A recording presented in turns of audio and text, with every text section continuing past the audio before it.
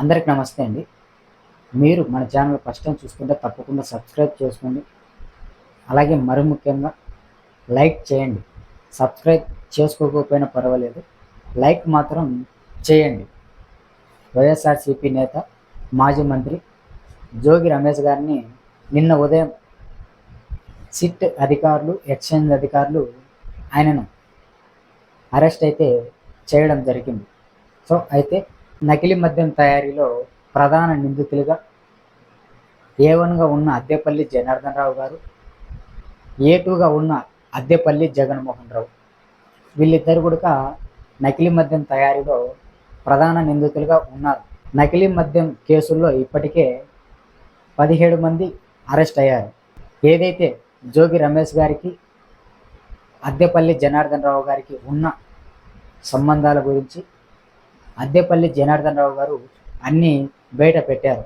వాళ్ళిద్దరు కలిసి మాట్లాడుకున్న సీసీ ఫుటేజ్ బయటికి పెట్టాడు. అలాగే వాళ్ళిద్దరు చాటింగ్ చేసుకున్న వాట్సాప్ చాటింగ్ చేసుకున్నవి బయటకు పెట్టాడు. అలాగే వాళ్ళిద్దరు కలిసి ఉన్న లొకేషన్స్ కూడా బయటకు పెట్టాడు అద్దెపల్లి జనార్దన్ రావు. సో ఆయన చెప్పాడని చెప్పేసి ఆయనను వెంటనే అయితే అరెస్ట్ చేయలేదు సిట్ అధికారులు, ఎక్సైజ్ అధికారులు. సో ఇప్పుడు పూర్తి ఆధారాలు దొరకడంతో, పూర్తి ఎవిడెన్స్ దొరకడంతో నకిలీ మద్యం తయారీలో ఈయన పాత్ర కీలకంగా ఉంది. సో నకిలీ మద్యం తయారీని చేపించడంలో ఈయనే ముందరుండి చేపించాడు అని చెప్పేసి పూర్తి ఎవిడెన్స్ దొరకడంతో జోగి రమేష్ గారిని అయితే నిన్న ఉదయం అరెస్ట్ అయితే చేయడం జరిగింది. సో అయితే ఆయనను అరెస్ట్ చేయడం వెనుక కుట్రపూరిత రాజకీయం చేస్తున్నారు. సో అలాగే ఏదైతే కాశీబుగ్గ వెంకటేశ్వర స్వామి ఆలయంలో తొక్కిసలాట జరిగి అక్కడ 9 మందో 10 మందో మరణించడం జరిగింది.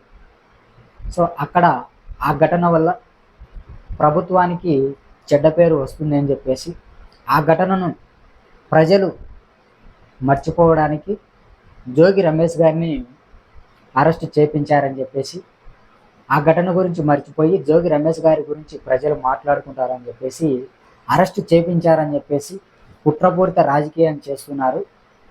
రాజకీయ లబ్ధి కోసం ఇలా చేస్తున్నారని చెప్పేసి అంటున్నారు. సో నేటి జనులు అంటున్నారు. సో అలాగే కూటమి ప్రభుత్వం ఏదైతే మొంతా తుఫాన్ నుంచి రాష్ట్ర ప్రజలను కాపాడడంలో చాలా కష్టపడ్డారు కూటమి ప్రభుత్వ అధినాయకులు, ముఖ్యమంత్రి నారా చంద్రబాబు నాయుడు గారు, ఉప ముఖ్యమంత్రి పవన్ కళ్యాణ్ గారు, మంత్రి నారా లోకేష్ గారు, ముగ్గురు కూడా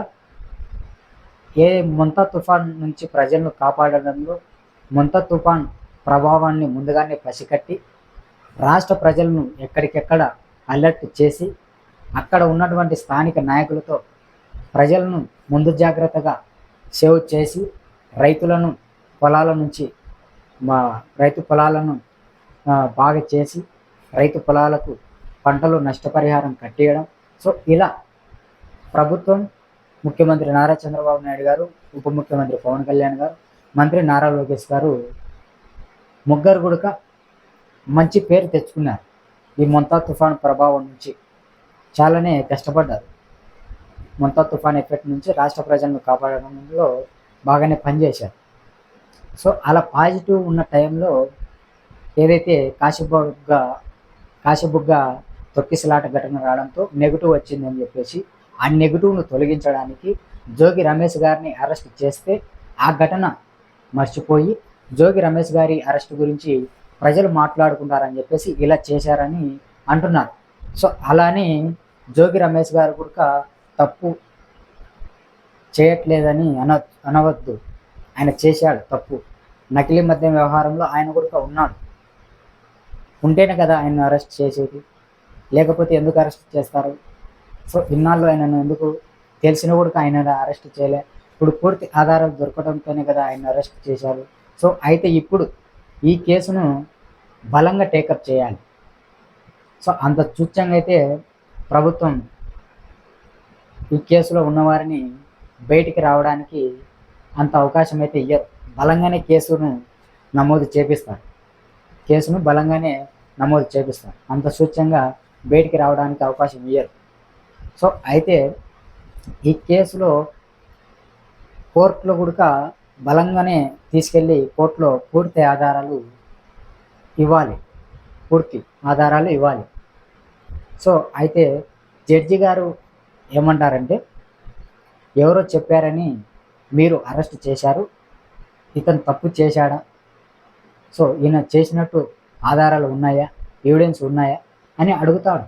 సో అప్పుడు ఇబ్బంది అవుతుంది కదా. అలాంటి కేసులు జరిగాయి గతంలో, జడ్జి గారు అన్నారు కూడా గతంలో ఇలాంటి కేసులు. సో అందుకు ఈ కేసును బలంగా ప్రభుత్వం టేకప్ చేస్తేనే కేసుకు బలం ఉంటుంది, మీకు బాగుంటుంది. అలాగే సిట్ అధికారులకు విలువ ఉంటుంది, ఎక్స్చేంజ్ అధికారులకు కూడా విలువ ఉంటుంది. సో ఇది విషయం. పూర్తిగా నకిలీ మద్యం వ్యవహారంలో జోగి రమేష్ గారిని అరెస్ట్ చేయడం వెనుక రాజకీయ కుట్ర ఉందా లేదా అన్నది మీ అభిప్రాయాన్ని కామెంట్ రూపంలో తెలియజేయండి. ఇలాంటి మరిన్ని వీడియోల కోసం మీరు మన ఛానల్ సబ్స్క్రైబ్ చేసుకోండి. మరి ముఖ్యంగా లైక్ చేయండి. నేనేమన్నా తప్పు మాట్లాడి ఉంటే నన్ను క్షమించవలసిందిగా కోరుకుంటూ నమస్కారం చేస్తూ సెలవు తీసుకుంటున్నాను. థ్యాంక్ యూ, ధన్యవాదాలు. అందరికి నమస్తే.